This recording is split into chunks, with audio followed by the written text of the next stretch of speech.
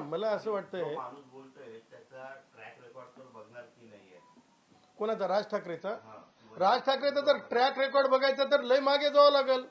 महानगरचे आमचे एक पत्रकार होते बंधुराज लोणे, तिथून सगळं आम्हाला वाचत यावं लागेल, त्यांचे लेख वाचावं लागतील, त्यांच्या बातम्या वाचावं लागतील. आणि आम्हाला हे नाही म्हणायचं की राज ठाकरेची किती काळी कुट्ट कारकीर्द आहे जुनी, कारण कारकिर्दीवरच चर्चा करायची असेल तर मग ती चर्चा सुद्धा आम्ही सुरू करतो. कोहिनूर पर्यंत ठेवत नाही, सगळ्याच चर्चा आम्ही सुरू करतो.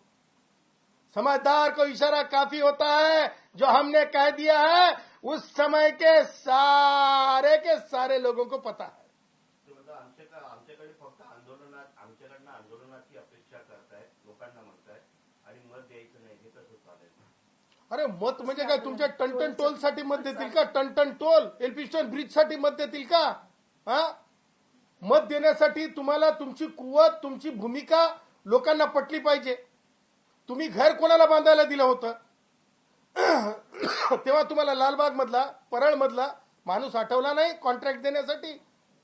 हा, मला सांगा, त्या पुढे जाऊन तुम्ही कधी म्हणणार आहेत की आता तुमचे सगळ्यांनी सगळ्या शाळा चांगल्या असतात, तुमच्या आता पंतू तरी नातू तरी आपण बघूत कोणत्या शाळेत जातात. त्याच्यामुळे मी तेच म्हणलं की आपलं ठेवायचं झाकून, दुसऱ्याचं पायाचं वाकून, अशी राज ठाकरेंची वैचारिक, मी तर म्हणतो काय झालं की काय झालं की काय झालं. महाराष्ट्राच्या अस्मितेवर हे दोन पक्ष उभे राहून महाराष्ट्राच्या राजकारणाला दिशा देतील असंही म्हणतात. कोणते दोन पक्ष? महाराष्ट्र नवनिर्माण सेना म्हणजे त्या म्हणजे बाळ ठाकरेंच्या नंतर शिवसेना होती, शिवसेनेतून स्वतः फूट पाडून ते काय महाराष्ट्र नवनिर्माण सेना झाली. आणि त्याच्यानंतर मग आता हे दोघं एकत्र आले. काय एकत्र आले?